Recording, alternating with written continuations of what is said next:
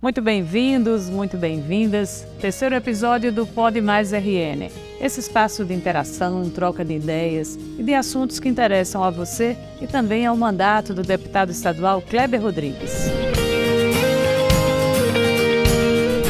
Oi, Kleber, como está você? Olá, Virginia, estamos aqui no nosso terceiro episódio e hoje aqui de uma forma muito especial. Pedimos a todos que nos acompanham através da rede social uma indicação, um nome. E hoje temos a felicidade aqui de receber uma pessoa aqui que é, para muitas pessoas, um ícone aqui na questão do atendimento, neuropediatra que nos...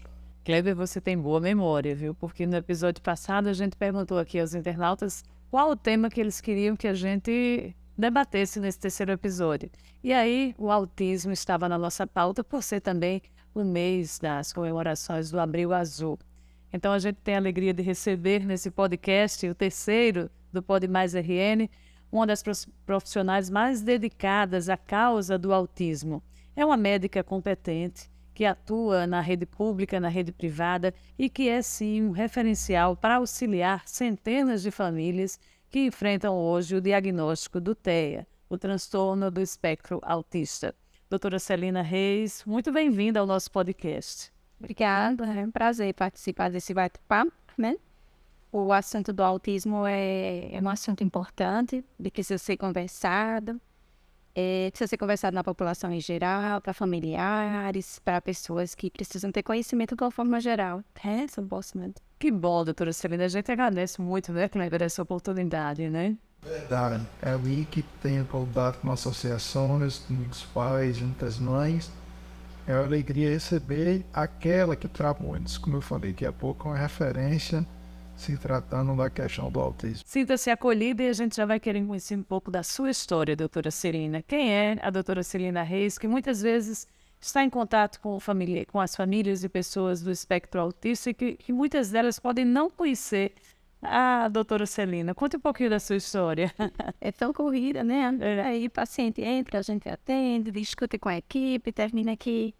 A nossa vida fica, né, um pouquinho por trás, né, nos bastidores. É verdade. Eu sou neuropediatra, né? Eu fiz faculdade de medicina aqui em Natal, na UFRN, né? Sou pernambucana, mas eu estudei aqui desde a infância e fiz faculdade aqui.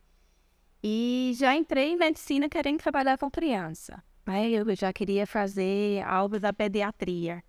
Como no começo do curso a gente começa a estudar neurologia, a partir de anatomia, comecei a me interessar pela neurologia e comecei a estudar um pouco mais.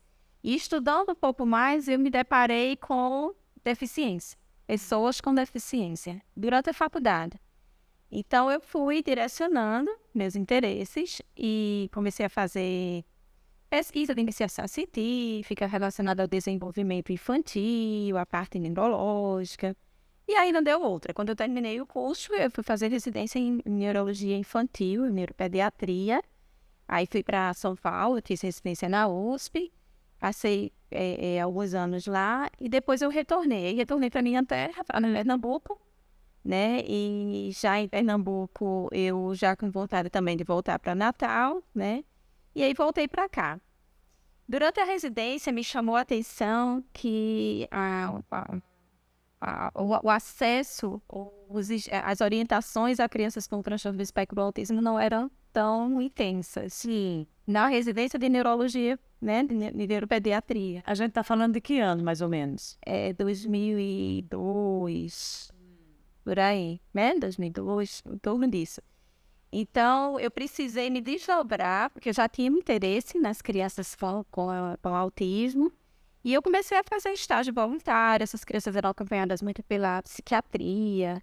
Então, eu fiz estágio voluntário para a psiquiatria. Comecei a me dedicar a estudar um pouco mais desenvolvimento infantil, que o neuropediatra estuda doenças neurológicas e desenvolvimento infantil, né? E eu comecei a me dedicar a isso. Daí, depois, quando eu voltei para cá, para o Nordeste, eu comecei a trabalhar, né? Atender. Fui professora, né, da UFPE, da UFRN, né? Então, sempre ligada a essa parte acadêmica. E aí, comecei a trabalhar na instituição, que é ligada a ensino e pesquisa, né? E aí, nessa instituição, eu tive a felicidade de conseguir organizar uma equipe multidisciplinar e aí conseguimos montar, estruturar um serviço voltado para o transtorno do espectro do autismo, né? E aí, nesse serviço, eu também comecei a fazer pesquisa, né? Então, eu fiz o meu mestrado em neuroengenharia voltado para o transtorno do espectro do autismo. Hoje eu sou doutoranda, estou concluindo meu doutorado, devo defender minha tese esse ano ainda, também voltada para o transtorno do espectro do autismo. Então, desde o início da minha vida, né, profissional, que eu me dedico a atuar com crianças desse quadro, né? Além dos outros quadros neurológicos, né, de uma forma geral. Está justificado porque tanta gente conhece e confia no trabalho profissional da senhora. Doutora, eu acho que eu vou fazer uma pergunta aqui, que sempre quando a gente está numa roda de conversa e como o Kleber dedica muito o mandato dele a essa pauta, as pessoas costumam fazer essa pergunta e a gente não tem a resposta. Por que que hoje aumentou muito o número de diagnósticos do autismo? Não é?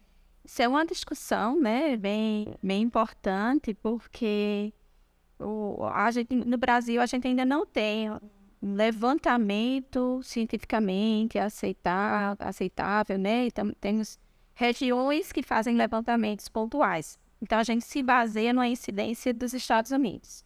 Então, nos Estados Unidos, existe o Centro de Controle de Doenças, o CDC, e a cada 2 anos eles fazem um levantamento e publicam essa incidência. E realmente a incidência ela é crescente, né? Então, antigamente era 1 para 160 e poucos casos.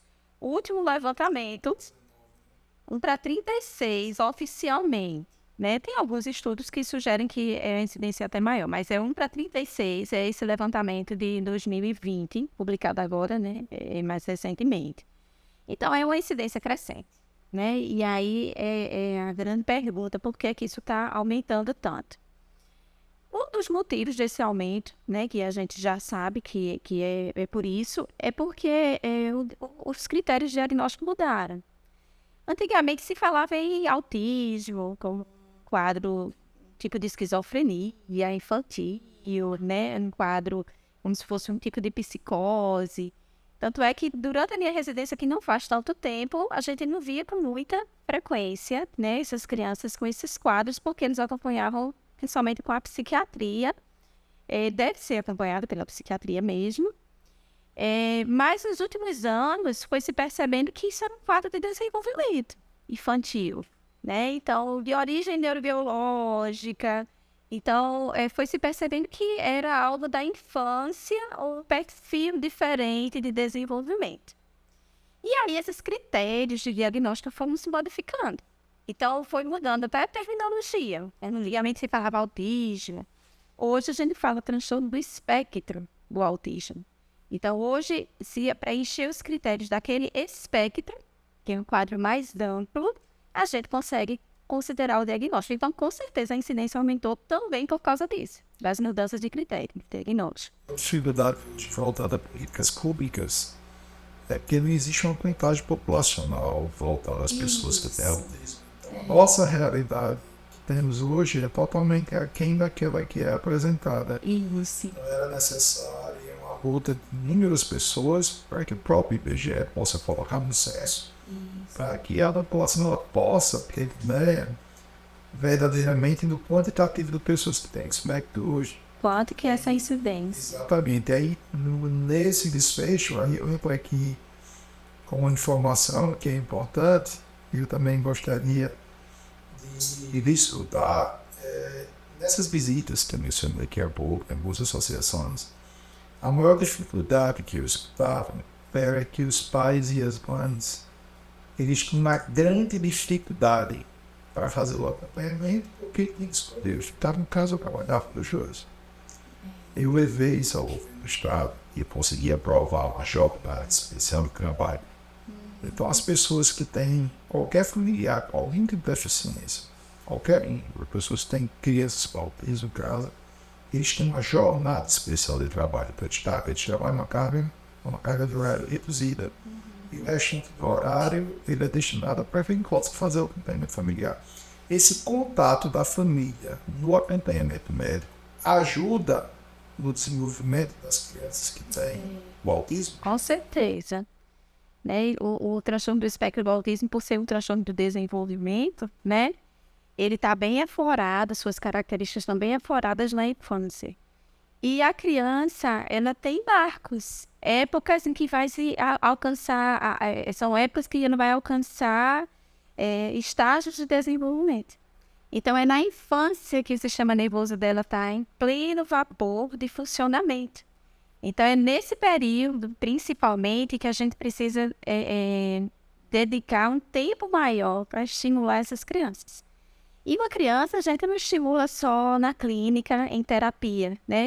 As crianças com TEA, elas precisam, a gente fala até que é transtorno do espectro do autismo, elas precisam de intervenção especializada, intervenção intensiva, muitas vezes com cargas horárias, às vezes até excessivas, mas elas precisam diariamente de cuidados e estímulos diferenciados. Então, simples ações como, por exemplo, vamos tomar banho, vamos sentar à mesa para fazer uma refeição, vamos trocar de roupa, né? Vamos brincar. Então, são ações, atitudes do dia a dia, do cotidiano, e que os pais, os familiares precisam fazer de forma diferente para essa criança se desenvolver, né? Então, essa criança se desenvolve muito mais se os pais, os cuidadores estiverem à frente, né, desses estímulos também. Então, essa jornada... Doutor. Até aproveitando aqui um pouco, que a senhora falou aqui há pouco tempo, qual é a idade indicada para um pai ou uma mãe que tem uma criança em casa que por algum motivo ele entende que aquela criança pode ter TEA? Qual é a idade indicada de procurar um médico neuropediatra para fazer o atendimento dessa criança? A idade indicada é a idade mais cedo possível. Então, no momento em que se percebeu que a criança não está alcançando os marcos de desenvolvimento ou que ela está apresentando comportamentos diferentes, é preciso procurar um auxílio médico. Procurar o pediatra inicialmente, né? Se esse pediatra recomendar, procurar o neuropediatra ou o psiquiatra infantil. Então, no primeiro ano de vida, a criança já pode dar sinais do TEA. A gente não vai fazer o diagnóstico no primeiro ano de vida, porque esses sinais podem se confundir com sinais de outros transtornos de desenvolvimento. Mas a gente tem que começar a intervenção assim que se perceber o primeiro sinal. Então, no primeiro ano de vida, com meses, o bebê pode ter falha do contato visual. Ele pode não olhar bem para a mãe na hora que está mamando. Ele pode não responder quando a mãe chama, quando os pais chegam. Pode ser uma criança mais apática socialmente. Então, usar o corpo para se comunicar. Então, dar tchau, chamar, bater palminhas, pedir o braço, esticar o bracinho. São gestos que podem estar prejudicados já precocemente, né, numa criança com transtorno do espectro do autismo. Então, percebeu algum sinal diferente, procura o atendimento médico, né, para poder receber as devidas orientações. Doutora, e já que a gente entrou nesse assunto família, né, o papel da família, falamos da necessidade da família fazer esse acompanhamento, de identificar quanto mais cedo possível. E quando o diagnóstico é dado, a senhora que lida hoje com centenas de famílias que vivem essa realidade, como é para a senhora, enquanto profissional, dar esse diagnóstico e preparar aquela família para receber uma informação como essa? Fazer o diagnóstico de TEA não é fácil, né? Primeiro porque o diagnóstico é clínico. Não tem exame complementar. Não tem exame de imagem. Não tem exame de imagem, não tem exame de laboratório, exame de sangue. Então, não tem eletro, não tem tomografia, não tem ressonância, não tem exame de sangue que faça diagnóstico de autismo. O diagnóstico precisa ser clínico, né? E para ser clínico, ele precisa ser preciso, né? Então, a gente realmente precisa ter critérios, né? Tem que ter um olhar criterioso para poder fazer esse diagnóstico. Então, muitas vezes, por ser clínico, os pais, às vezes, fazem uma verdadeira peregrinação, né? Batem de porta em porta, procurando profissionais que consigam fazer. Quando a gente realmente faz esse diagnóstico, passar esse diagnóstico para os pais nem sempre é fácil. Já foi mais difícil, eu confesso, porque em outra época os esclarecimentos eram menores E a ansiedade frente ao diagnóstico era muito maior. Hoje, muitas vezes, os pais já chegam, doutora, meu filho tem autismo, querendo confirmar o diagnóstico. Então, hoje em dia está sendo um pouco mais fácil, mas mesmo assim não é fácil, né? Porque o transtorno do espectro do autismo, ele é um quadro que é para a vida toda. A vida toda a pessoa vai apresentar aquele quadro. Então, dar um diagnóstico que vai ser o resto da vida não é fácil, né? Então, é preciso fazer um diagnóstico qualificado, explicando aos pais do que se trata, explicando as possibilidades de desenvolvimento que a criança tem, que muitas vezes os pais têm a ideia de que ter TEA é algo que vai ser prejudicial e essa criança vai ser uma pessoa dependente a vida inteira. Não necessariamente é isso que acontece. É possível uma pessoa com TEA ter autonomia. No nosso meio, a gente vê pessoas com TEA, adultos com TEA, que trabalham, têm família. Que vieram descobrir já na fase adulta. Que já descobriram na fase adulta. Então, não necessariamente esse diagnóstico de TEA, né, é algo tão comprometedor. É algo, sim, que realmente precisa de um direcionamento diferente. Então, a vida dessa família não se modifica, realmente, com esse diagnóstico, né? Mas a vida se reorganiza e é possível, numa reorganização, se viver bem, né? Então, o grande medo dos pais é esse. E agora? Meu filho tem autismo, não é aquele filho idealizado, eu não estou agindo do jeito certo, eu não sei como agir. Então, o diagnóstico ele precisa ser qualificado, caracterizando como é aquela criança.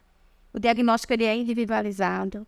Então, uma criança com TEA não é igual a outra que tem TEA. Todas as crianças têm as suas peculiaridades, né? É um transtorno do desenvolvimento que é acompanhado de muitas habilidades.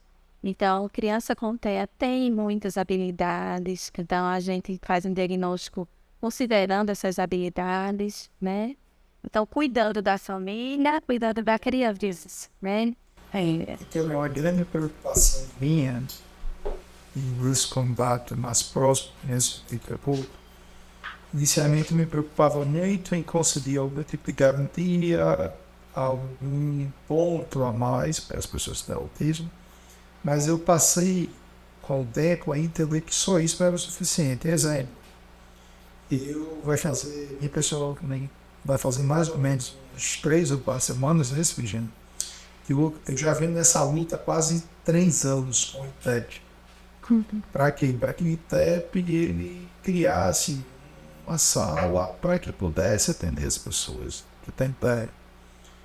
E graças a Deus, vai fazer 3 semanas que eu não sei daqui a pouco, e foi conseguido isso para o TEP, para lá. Mas todas as centrais de cidadão vão ter uma sala toda lúdica, preparada para atender as pessoas. Entende? Mas qual foi a minha preocupação quando eu tive com o diretor do TEP? Eu digo, você preparar a sala, deixar a coisa mais linda, mas se você não tiver um profissional adequado, treinado para atender, não adianta nada. Então eu pensei que tem que estar muito alinhado essas 2 ferramentas. Primeiro, o ambiente, um ambiente adequado. Mas esse ambiente adequado não teve um profissional capacitado e treinado, ele não adianta nada.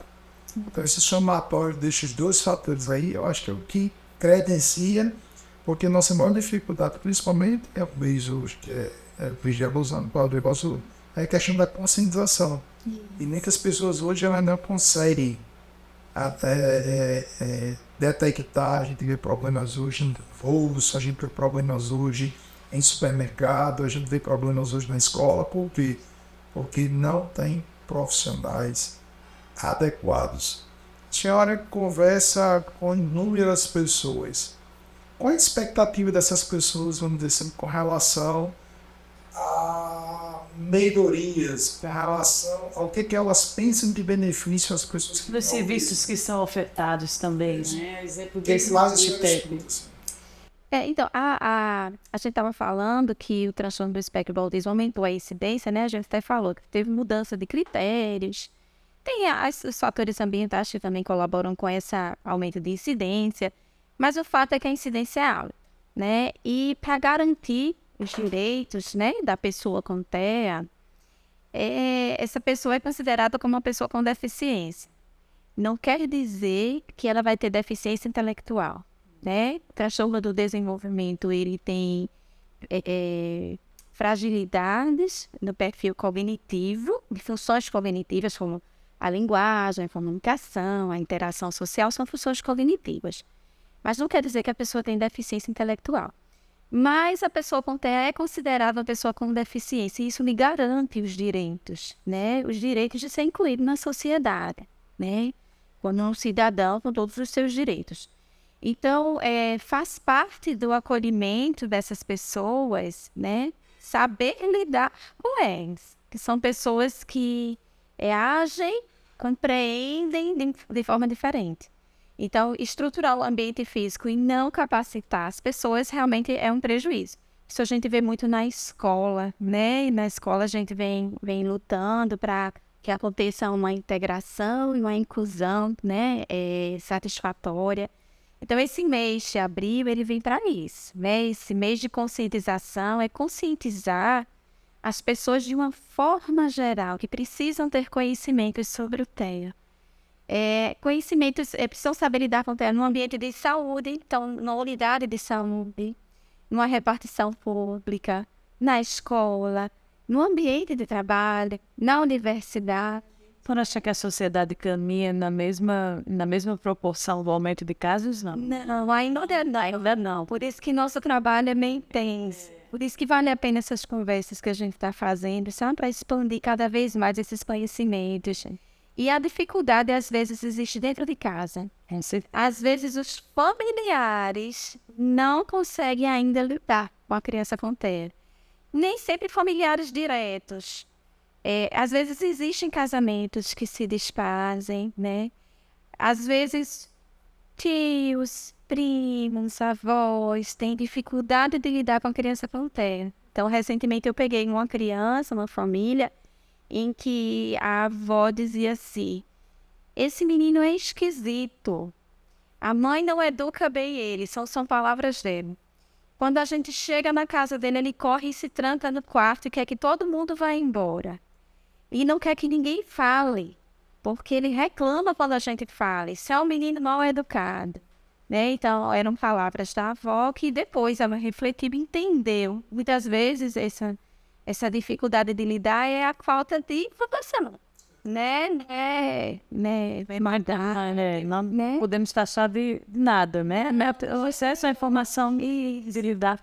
Aí isso faz parte da questão do diagnóstico. Então, essa criança veio, os pais tinham receio de vir ao médico neuropediatra, os pais têm medo de vir ao neuropediatra, porque realmente o neuropediatra ele cuida de doenças neurológicas. As doenças neurológicas nem sempre têm bom prognóstico. Mas o neuropediatra também cuida de questões de desenvolvimento, transtornos de desenvolvimento. E aí os pais têm receio de chegar até esse profissional, às vezes receio de receber o diagnóstico. Mas às vezes receber o diagnóstico, já teve uns pais que me disseram: doutora, receber esse diagnóstico foi libertador, né? Porque eu passo a entender o meu filho. E aí a família também passa a entender como é que aquela criança age. Ela corre lá para o quarto porque ela se incomoda com barulho, porque ela tem dificuldade com a relação social. E a família precisa se modificar para acolher aquela criança. Então, imagina a criança com TEA numa festinha de aniversário, barulhenta, com muita criança correndo. Mas, raramente as famílias adaptam a sua festinha de aniversário porque vai receber um convidado que tem TEA, né? Então, a população, a família ainda precisa de bastante esclarecimento, né? E bastante comportamentos de inclusão. Há pouco tempo, eu estava até conversando com minha esposa e ela me fez uma pergunta: qual o seu maior sonho? Ela me perguntou, eu disse: meu maior sonho é ver as pessoas com emprego. Eu sou muito casado. E para mim, o emprego é a questão de você ter sua liberdade, ter sua dignidade, você ter a certeza que você vai trabalhar. E no final do mês, você vai poder honrar o sustento da sua família, você vai poder fazer algo muito positivo para o seu filho. Você ter a certeza que você acorda, que sabe o que vai fazer. São inúmeros benefícios que o emprego gera. Então, passei a partir do momento que comecei a trabalhar com questão da inclusão social, passei por uma segunda fase. O que era essa segunda fase? É incluir as pessoas que têm muita deficiência no mercado de trabalho. Eu, como empresário, eu sei que a grande dificuldade das pessoas, voltando de uma forma geral, não apenas as pessoas que têm deficiência, é fazer o contrato daquela pessoa, fazer o contrato de trabalho e permanecer com a pessoa depois de um período de experiência. Por quê? Porque essa pessoa não está capacitada para o trabalho, não por conta da deficiência, porque não teve um treinamento, não teve um treinamento profissional para entender bem daquilo assunto. Acaba a empresa, no final do período da experiência de níveis profissionais. A ideia que eu tive nessa parte nível do ano foi conseguir fazer um trabalho junto à nossa associação que ela vai fazer cursos profissionalizantes para as pessoas que têm deficiência. Curso voltado à questão de recepção, curso voltado a diversas atividades para capacitar essas pessoas para que isso não ocorra mais. Eu estou falando isso de uma forma geral. E hoje, com quem tem deficiência, mas claro que as pessoas que têm deficiência socorrem num nível um pouco maior. O que a doutora Celina poderia passar de mensagem a essas pessoas que hoje estão transtorno do espectro autista e que com certeza ela sonha em entrar no mercado de trabalho, mas muitas vezes é capaz que essa pessoa ela absorva, às vezes dentro dela, que ela não é capacitada para isso. Quando você acha que a senhora passaria para essas pessoas para estimular, para motivar essas pessoas que têm autismo, para que ela perceba que ela pode sim trabalhar, ela pode sim ter a sua atividade profissional, ela pode sim fazer o sustento da sua família. A pessoa com TEA, ela tem, é um quadro bem variado, né? E tem níveis de necessidade de suporte. Então, ela pode ter um nível mais leve, que é o nível 1, pode ter um nível moderado, nível 2 ou nível 3. Então, são níveis de suporte. E, às vezes, a pessoa com TEA pode ter comorbidades. Então, ela pode ter um TDAH associado, ela pode ter um transtorno de desenvolvimento intelectual. E aí, às vezes, essas comorbidades e o nível de suporte prejudicam mais esse desenvolvimento. Sendo que a pessoa com TEA tem habilidades, foi aquilo que eu estava falando. Se a gente conseguir estimular bem e aquela pessoa desenvolver bem, ela é capaz de se alfabetizar, ela é capaz de entrar na faculdade e desenvolver uma profissão, às vezes até com mais habilidades ou com mais potenciais do que as outras pessoas.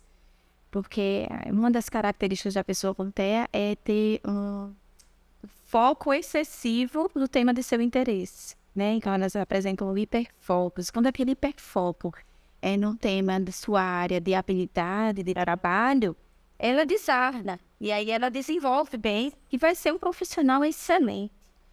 Agora, a gente tem dificuldade de conseguir com que essa pessoa desenvolva suas habilidades para entrar no mercado de trabalho. Então, é preciso sim, realmente, a gente ter ações, né, para acolhimento de adolescentes. O adolescente, ele está meio solto ainda, sabe? É uma idade um pouco mais difícil para a gente, porque a gente precisa estruturar integração na sociedade, no meio social dele, e começar a preparar para suas habilidades. E nessa outra ponta está o empresariado também. Eu lembro, Kleber, que uma das leis também que já foram aprovadas aqui, que partiu do seu mandato, foi justamente aquele selo da empresa Amigo do Autista. Que é justamente para também estimular essas pessoas a ter esse olhar, né, e captar, dar essa oportunidade da profissionalização e do ingresso delas, porque às vezes o empresário, aquele que está desse lado, ele pode não enxergar nisso, até um diferencial para a sua empresa, né? Isso, então, investir na capacitação, E dar essa... e é uma capacitação diferenciada, né? Porque são pessoas com habilidades diferenciadas. Abrir mercado de trabalho, a própria universidade também, né? Os cursos profissionalizantes. A gente precisa lembrar da pessoa com TEA, né? Ela está ali porque a incidência é alta. Kleber Rodrigues, já estamos chegando praticamente ao final do nosso podcast. Eu vou falar da senhora hoje atua dando umas duas contas, assim, em dois serviços, no público e no privado. Isso é, né? Então a gente tem carência nas duas áreas, dois lados, né? Então a gente tenta trabalhar com equipes multiprofissionais, né? Não é fácil, né? Mas a gente vai fazendo trabalho de formiguinha, né? E aí a gente consegue ir expandindo essa atuação.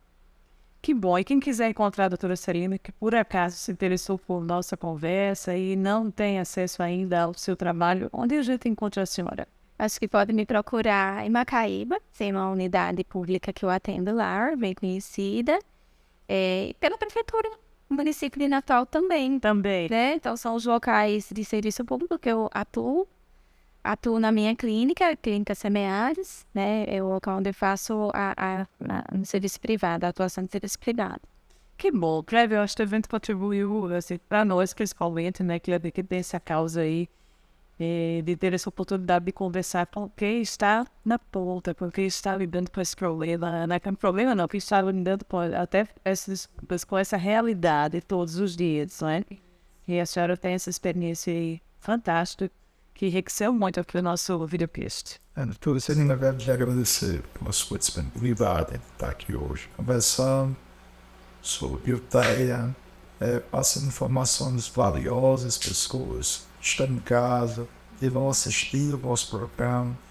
Dizer que, para mim, de verdade, é uma alegria saber se nós é uma referência no assunto aqui do nosso estado.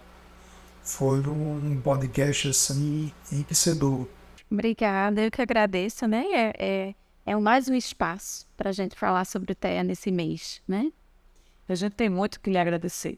Obrigada. Parabéns pelo seu trabalho, doutora Celina Reis, neuropediatra, referência aqui no autismo aqui no Rio Grande do Norte. Se você gostou desse podcast, vai lá, compartilha, distribui, manda um link para um amigo. Vamos espalhar essas informações, porque quanto mais informação, menos preconceito, né, doutora? Isso com certeza. Então, muito obrigada. Até o próximo episódio. Até a próxima. Nosso próximo convidado, entrem lá e façam a sua sugestão. Pois é, deixa a sugestão que a gente é. A primeira sugestão foi perfeita. Pois é, muito obrigada, minha gente. Até o próximo encontro aqui do Pode Mais NN.